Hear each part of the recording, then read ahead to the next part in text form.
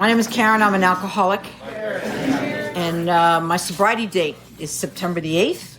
Last Monday, 1988, celebrated 37 years of continuous sobriety. Didn't really celebrate. It was raining to the point where my ceiling fell in and water came up off the floor, and you go to call your person and he's sick and nothing went right for me. It was all about me. So I recognized it, but we didn't really celebrate, but it's all good. It's all good.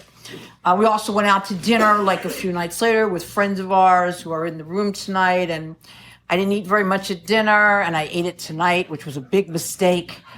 So you may be hearing some of the dinner from Saturday night, that's all I'm saying. Anyway, it's good to be here. You look good to me. I need you to be here tonight. I need you to be here tonight. We're going to talk about the 11th step, but I want to roll back. I want to roll the tape back just a little bit and just do a tiny little recap. A lot of people here tonight I don't recognize. A lot of you I do recognize. So I think the most important thing that we can start out saying tonight is that the first 10 steps is not a permanent fix. Period. Can't do the first 10 steps and think that that's it for you for the rest of the time. It doesn't work that way. As a matter of fact, if we don't keep practicing those steps, that obsession comes back. I don't know why that is either.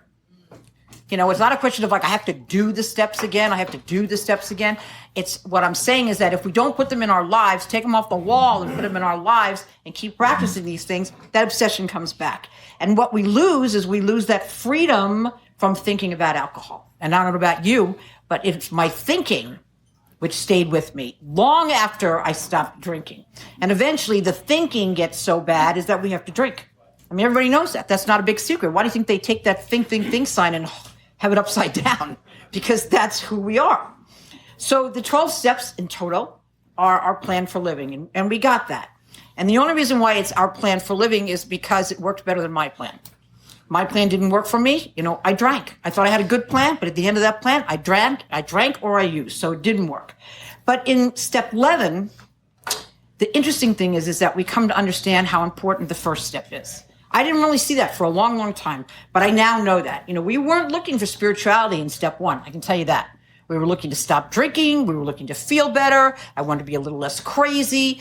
I wasn't even concerned with in step 1 what kind of a person I was. Everybody else was concerned about that, but I was not. I just wanted to stop using, and I couldn't figure out how to do it.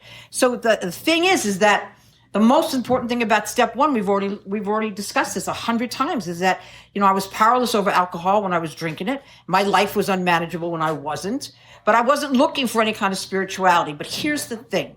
In order to stop that insanity of the first step, I pretty much realized fairly soon is that I'm going to need something else other than me. That I'm not going to be able to be the one that actually makes this happen.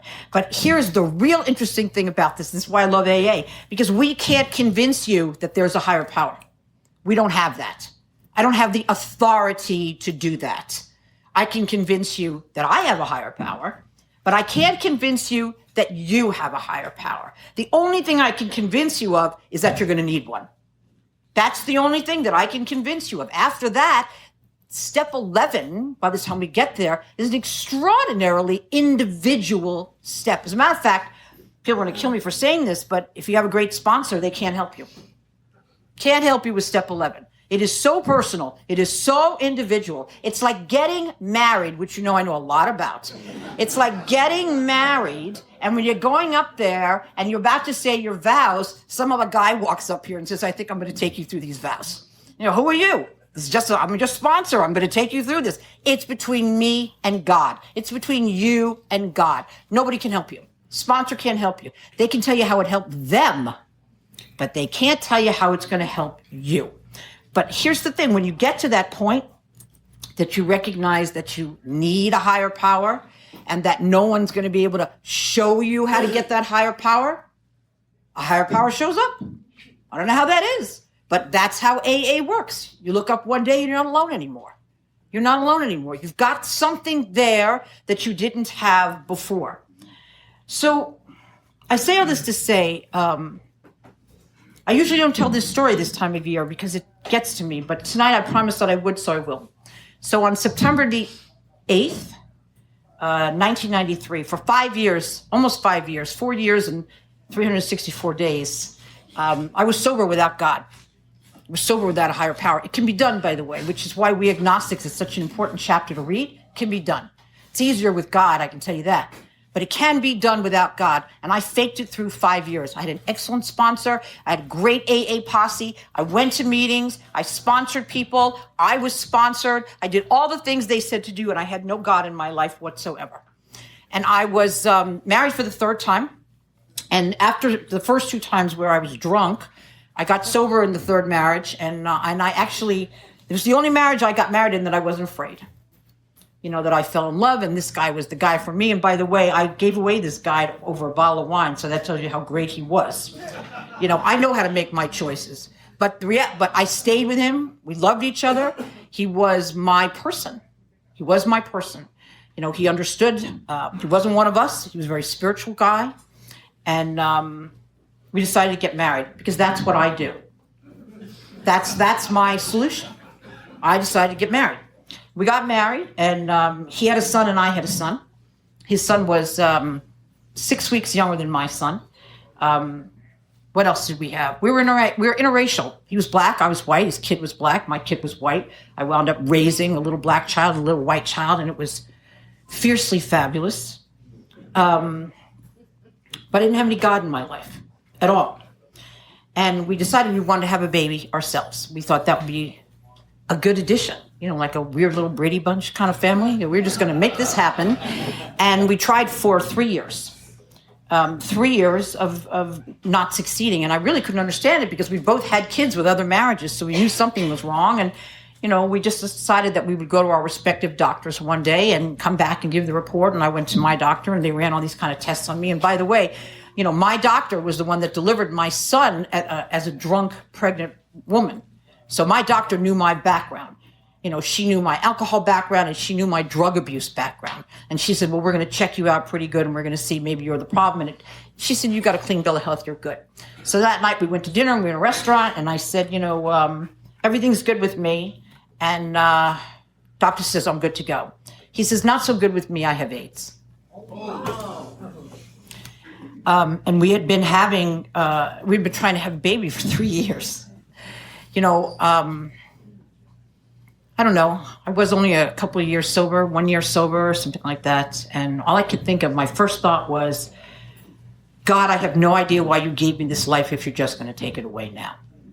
Because if you remember, in the 80s and the 90s, we had AIDS, 100% mortality.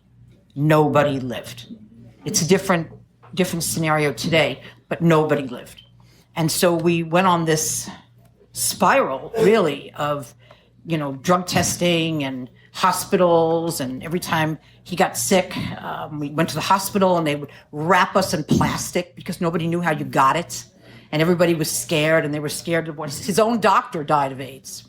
And I'm doing all of this with my family and not recognizing how far down I'm sinking. Again, how far down I'm sinking. He's the one that's sick, but I'm the one that's dying. And the only thing that is going right in my life is that I'm not drinking and I'm not using. And there is nothing else that is going right. Anyway, towards the end, it got so bad that I remember walking down the street. We were in Brooklyn by then, and I walked down the street, and I didn't know, it was like spit in my mouth or something, I don't know. But, you know, I'm a New Yorker, I'll spit on the street in a skinny minute.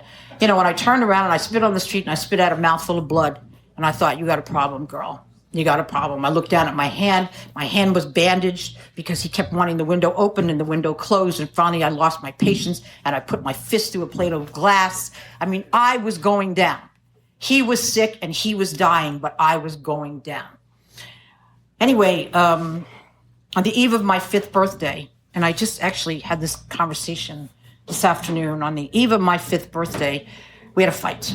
And I'd like to say we had a fight, but you need 2 people to fight. And at that point, he was no longer able to have a conversation with me. He was talking to people on the walls, and he had very few lucid moments. And then we had these 2 kids, and I had to watch the kids. And we had this person who was coming in from the state to try to help us.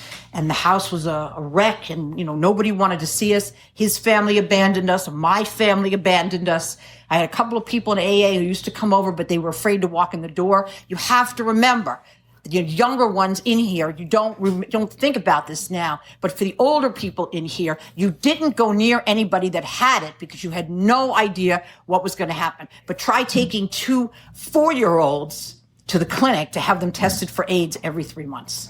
That's what we had to do. I had to do it. I had 16 AIDS tests within 4-year period, and I went with my sponsor every time. We used to go to Harlem. It was anonymous testing, because in those days, if you tested positive, they took your kids. And I couldn't chance that. And on top of that, it took 3 months to find out what your results were. And, we're alcoholic. That's not, my best asset is not waiting. I can tell you that. And so they would test me, and I would wait 3 months. And 3 months later, Albert and I would go back up to Harlem, and they would tell me I was negative. And they'd say, just 1 minute, we need to test you again. And they did this every 3 months for 4 years. I never got it. The kids never got it. I don't know, because the doctors had told us that his medical condition when they diagnosed him was so bizarrely low, is that they figured he'd have had it for about 15 years. And so, medically, who knew what was going on? Anyway, at the end, you could walk in the house and tell something was desperately wrong in the house. We were all going down. The kids were getting crazy. I was getting crazy. And he sat me down one day and he said, I'm ready to go. And because I am who I am, and because I had no God, and because I thought that I could control this, I said, you're not ready to go. I'm not ready for you to go. The kids are not ready for you to go. Everybody's ready for you to stay. Let's just have some dinner and everything will be okay. And then later on that night, we had a horrendous fight, or I had a horrendous fight, and I screamed at him with such veracity over everything that was wrong that he fell to the floor. He just fell to the ground and couldn't get up. And somewhere in that scenario, I croaked out an apology, which I'm so grateful that I managed to do that.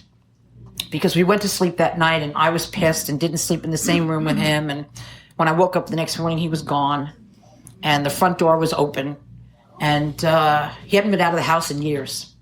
The front door was open, and he was gone. And on the piano was his wedding band, his wallet, his watch, and just some other stuff. And I began making phone calls, and I called his family and started calling the neighbors and called people in AA. And, I'll tell you, if you get into trouble, just call AA. Skip everybody else. Just call the people in AA. And they all came over to the house, and they started making Xeroxes. You've seen this in the movies, of his face.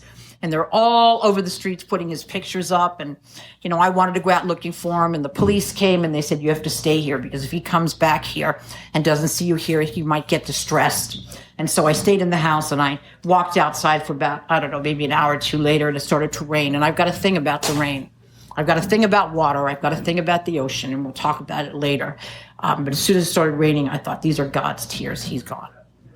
Anyway, about 3:00 in the afternoon, there was a knock at the door, and the police were there, and I had scoured the house, and, I got a little crazy. I was a little crazy, and I looked all over the house for him, and I remember reading some kind of an article about Carin Carpenter. When she went to kill herself, they found her in a closet. I went through every closet in the house. I went under the beds in the house. I went everywhere, and he was, nowhere. And the police came about 3:00, and they said, were you Mrs. So-and-so? I'm like, I am. And they said, was this person your husband? I said, he is. I said, why are you talking in the past tense? And they said, you are. And then I realized what they were saying to me. And they said, your husband is at St. Vincent's Hospital. He jumped in front of a subway. He got hit on impact. He died. And we need you to come and identify the body.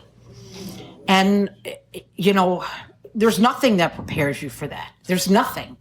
And the next thing I know, his relatives were throwing themselves on top of me, and everybody's screaming and crying, and the police are there, and they're like, we'll take you down. And I remember distinctly saying to them, don't worry about it, I'll get a cab. And no, we're going to take you down. And they took us down, and I was in the back of the car with his mother and his brother, his younger brother. And we got to the hospital, and they took me down, down to the morgue.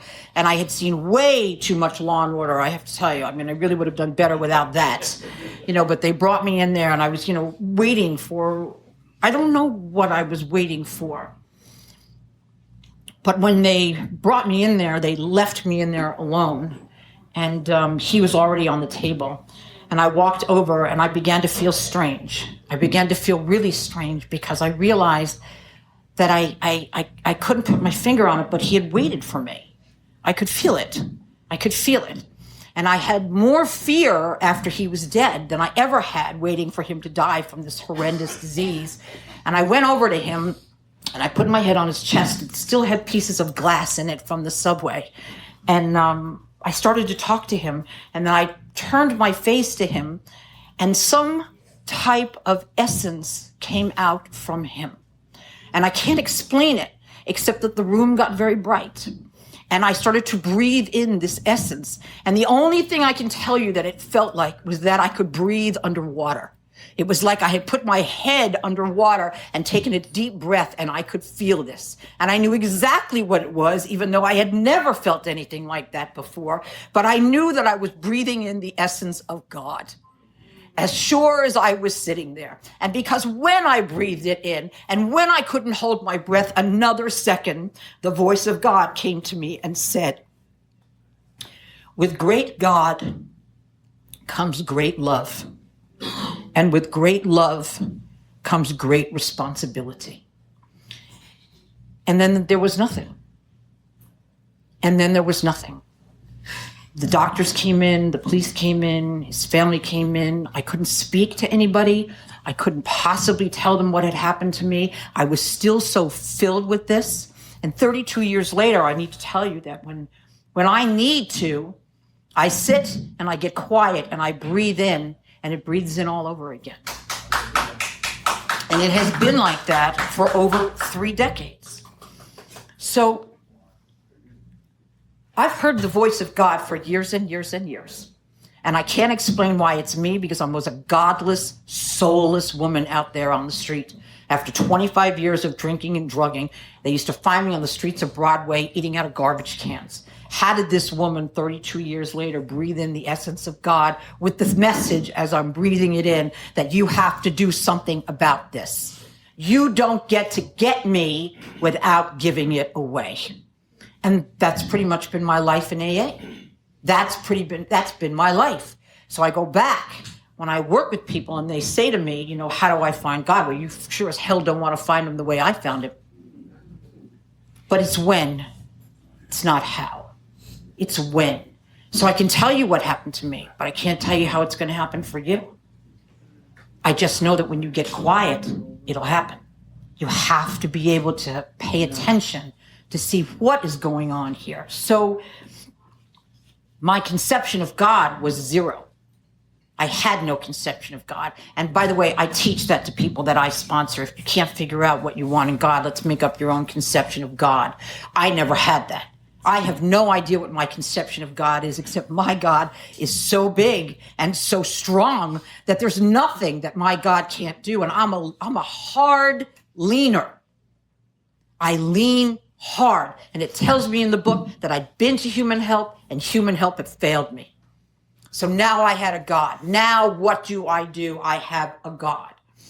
And I've always heard this voice, but he never told me what his will is.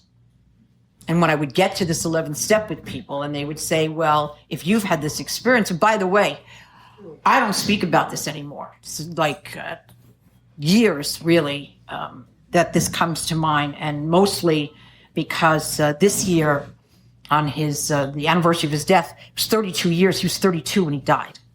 So, he's now dead longer than he was alive, which is unimaginable to me. But I think at the same time that I'm 37 years sober, and, for 32 of those 37 years, I've been giving God away.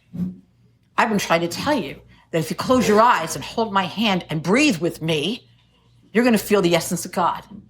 Open your mouth. Don't breathe in through your nose. There's not enough room. Open your mouth.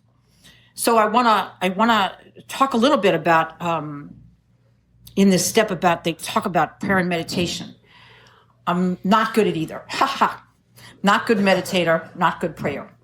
Done it. I do it all the time. A very famous man used to say, pray without ceasing. And I do. I don't get on my knees and pray. I don't have a set prayer. The 11th step tells me that I have a relationship with God, and it's a conscious relationship with him. And you think about how you develop a relationship with a human being, and that's through talking. Everybody I've ever loved in my whole life, that began with a conversation, and nothing else. And so I talk to God all day long. I had a conversation last night with somebody at one of the meetings I go to in Delray, and he's a lovely guy, and he's all about breathing and, this and that. And I said to him, I'm all about the crying. Because I don't understand. I said, I cry all the time. I'm a strong woman. I'm a faithful woman. I have a God who resides within me, and I cry every day. And sometimes many times a day. And I'm not sad. You need to know that crying has nothing to do with being sad. And you can be sad and cry. That's okay. But because you're crying, because I'm crying, it doesn't mean I'm sad. It means I'm getting rid of something. I'm getting rid of something, and I'm making more room for God. We did it in the 4th step. We do it in the 9th step. We did it in 6th. We did it in 7th. We're constantly unloading, so I can make more room for God. And if you don't understand your God, it doesn't matter. Nobody wants a homeless God. Everybody wants God within themselves. Chuck Chamberlain, one of the founding fathers of this organization, used to say, if you're looking for God, what you're looking for, you're looking with. He was pretty clear about that. He used to tell a story. He was a weird old guy, but he was a deer hunter. And I guess deer hunting was acceptable wherever he was, living. And anyway, he was coming out of the deer hunting place. And guys, you can correct me on my vernacular later. I don't really know what it's called, but the deer hunting place, whatever that is. And the what? The woods. Okay. Oh my God, that's so sad. I am such a New Yorker. The woods. Coming out of the woods. And he had a truck also. I know it's a truck. I don't know what kind, but it was a truck. And he was coming out of the woods with the truck. And in the back of the truck, he had 2 dead deer that he had, shot or bow and arrowed. I don't know what he did. And this guy came over and he said, I'm here. I also want to go into the woods and kill some deer. And, and where are they? Where are they? And Chuck looked at him. He said, you see them where they are. You don't see them where they're not. And he says, oh. So the guy goes into the woods. He had no idea that Chuck was sending him on this spiritual journey because you see him where they are. You want to find God? God is where he is. He's not where he's not. He's not where he's not. Some things I knew up front. I was pretty certain God wasn't in the bar. I was pretty certain that God wasn't in the shooting gallery. But now I know that, what I'm looking for, when I'm looking for God, I stand in front of the mirror. Because God lives within me. And by the way, I don't know if it's good and I don't know if it's bad, but I can tell you I don't have any choice about it. I don't have any choice about housing the size of the God that I house. And I've tried to have this conversation, bizarrely enough. Don't do this. I've tried to have this conversation with clergymen.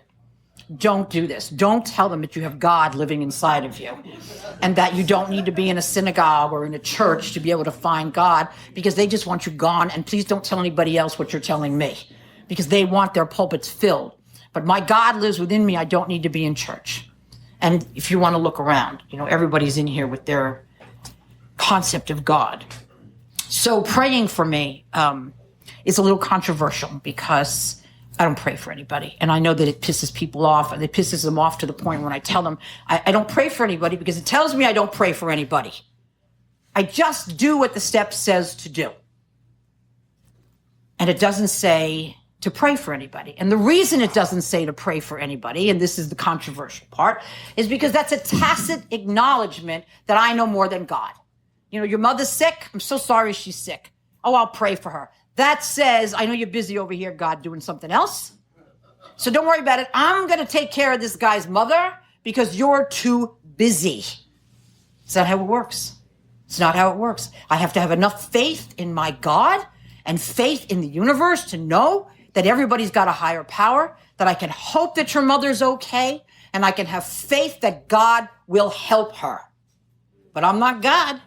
And my prayers, you don't want my prayers. You want God. You don't need me. And I have said this a million times, and many times I've said this from the podium. People will invariably call me and write me and discuss with me how wrong that theory is. And that, this gives me respect and this gives me this. And this is not about me. It's about God. Because what it tells us in the 11th step is we get the power back. It's about God. It's not about me. So what do I pray for? I've said it before. I pray for clarity. Just let me see this the way it is. I had to do it, today. Let me see him for what he is and who he is and not for who I want him to be. And I pray all the time. And then I pray for courage to see if there's anything I'm supposed to do. And the most courageous thing I can do is nothing. Absolutely nothing. And leave it to God. I don't know what it is. I would say back for a second that Albert, my sponsor, made me talk about this story about what happened in the morgue for years. He said, I want you to go to every AA meeting you can possibly go to, and I want you to talk about it all over the place because people need to know that this can actually happen and that you're walking around like a regular person still making mistakes and still cursing and, you're not on some kind of a pedestal anywhere. Anyway, after he died, we got back from the morgue and I didn't know what to do. I made a phone call to my friend Michael. I always say Michael in case he listens to this at some point. And Michael celebrated 45 years the other day. I mean, I love this man. He's been in my life forever. And he's the only person alive, actually, who remembers me drinking and using. He used to come to my apartment in Manhattan and sit on the couch to make sure I didn't OD. I mean, that's a friend. So he got sober. He was sober when he came over and, when I didn't know. And I said, I don't know what to do. I don't know what to do. And he said, go to an AA meeting. I'm going to get there and the speaker hasn't shown up volunteer to speak. And so I went to a meeting in Brooklyn. I'm a real snob. We were living in Brooklyn, but I only went to Manhattan meetings. So I didn't know anybody in these, sorry for anybody from Brooklyn. I didn't know anybody in the Brooklyn meetings. And I showed up and they said, the speaker's not here. Will someone volunteer? I volunteered to speak and I walked up and there's my upstairs neighbor sitting right there. And these are the neighbors that I lied to for years about what was going on with us. So I would say he's going to Atlanta, he's going here. My husband was in the entertainment business, so they were, he was in the music business, so he traveled a lot. Anyway, so they were there, and so years and years later, and I'm telling this story to everybody who will listen. This woman calls me up and she said, hi, Carin, this is Lucy from the whatever meeting, and I said, hi, how are you? She said, I'm good. I'm just calling to let you know that my husband John died. So I said, I'm so sorry that happened. When did it happen? And she said, right now. But I heard your story and I knew that you made a call. So I'm making the call. The 11th step is not for everyone. I need to tell you, once you get there, there's no turning back. There's no turning back. It's exquisitely individual. It's a relationship that's beyond your wildest imagination. And it's the longest running relationship I have in my life. It is the longest, certainly lasted any longer than any of my marriages, for sure. That I can't turn around and tell people I'm married to God. They'll think I'm a nun, but it's the longest relationship of that type that I have had. So that's what I do. That's how I pray. I don't pray for anybody. I pray for clarity and I pray for courage with the understanding, by the way, that I know from breathing this in, that God doesn't make anything happen. He doesn't make good things happen, and he doesn't make bad things happen. I grew up in a house, where, we would say, Daddy, what are you doing this weekend? And he'd say, God willing, we're going to the movies. I now know that God doesn't give a shit if we go to the movies or not. God does not make anything happen. Stuff happens. Good stuff happens. Bad stuff happens. What God gives me is the strength to deal with whatever happens. Whatever happens, I have my God. And if you're an alcoholic and a drug addict like me, it's more important for me to have a God when the good things are happening. Because my tendency was to use when I felt euphoric. Because when I felt bad, that's my default setting. I know what that feels like. But when I was feeling good, what am I going to do with that feeling? When things are going well, when I have the man of my dreams, the job of my dreams, the house of my dreams, I know I better get rid of all of it. I better get in the car and go. That's where my head goes. But that's where my God says, it's time to just sit and look at the water and breathe me in. Just take a big breath. Everything will be okay. And the thing is about having a God in your life, if you really sit down and think about it, all it really, really means is if you close your eyes, you know that everything is already okay. It's already okay because God's got you. That's it.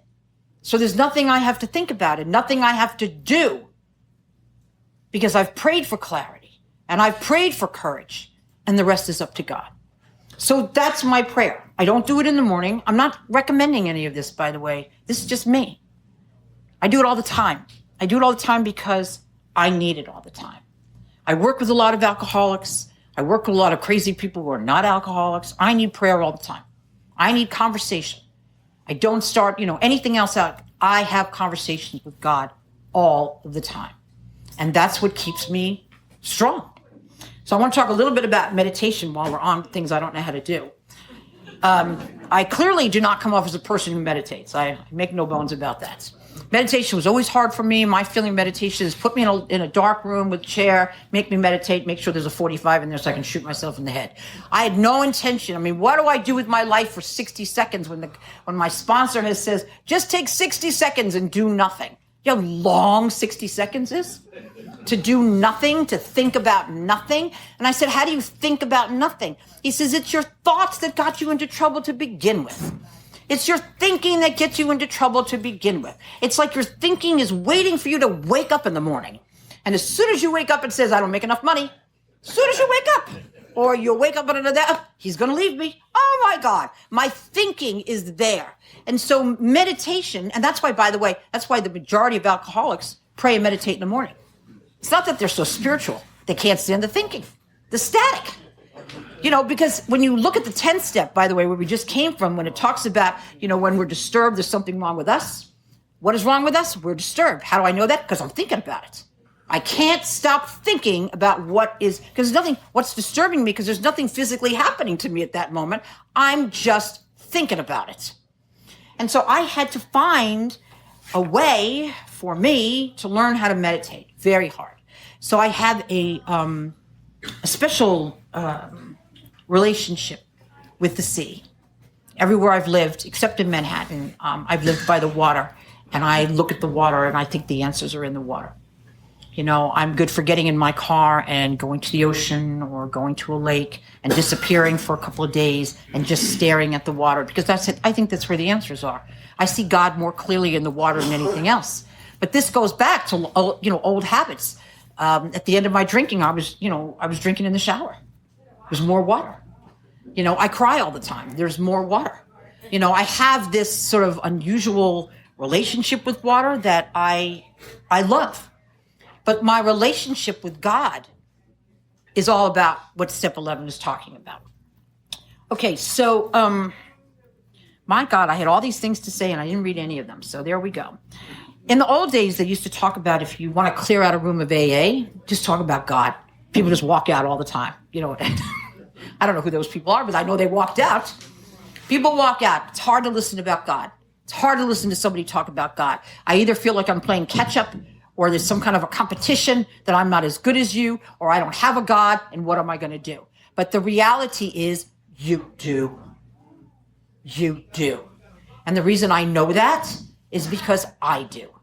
And I've worked with enough men and women, and I sponsor men and women to know that it's there. You just have to get quiet enough to listen for it. It's all you need to do. The